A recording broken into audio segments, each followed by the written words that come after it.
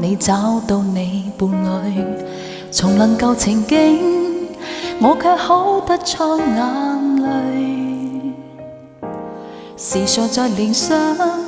你會溫馨地抱他午睡，然而自己現在沒任何權利再抱怨一句，我再沒勇氣向你講舊事，沒有勇氣相愛另一次，為你將睡眠忘記，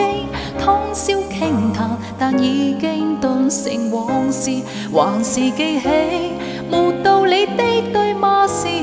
年紀小的不知，今天你能忘記，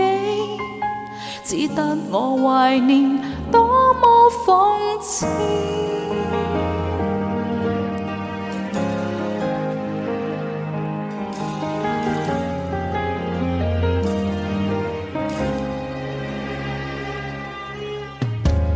輾轉反側，將愛活埋，要把你印象揀對，重提舊人物，我卻開心得大恐懼。年月是流水，我也想識一個成長伴侶，殘酷或許是對象，面型容貌也似你少許，我再沒勇氣向你講舊事，沒有勇氣相愛另一次，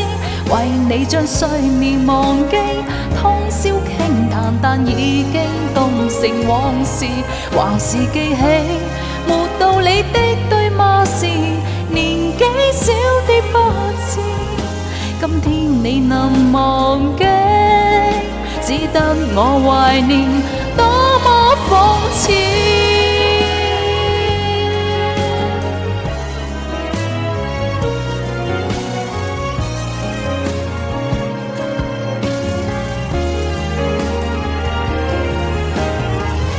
如何逃避這戀愛故事，仍然說得多細緻，重複的憎恨如陣未停止，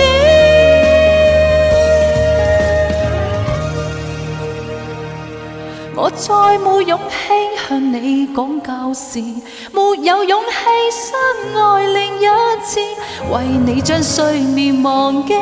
通宵傾談，但已經凍成往事，還是記起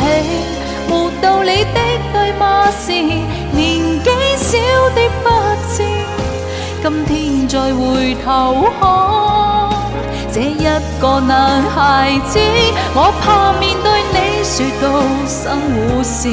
後悔過往的幼稚真意，沒你的動人時節，喧嘩歡騰亦已經並無意義，談話到此，遺憾到此，結論是回憶總要到此，雖則你難忘記，這戀愛遺物總須棄置，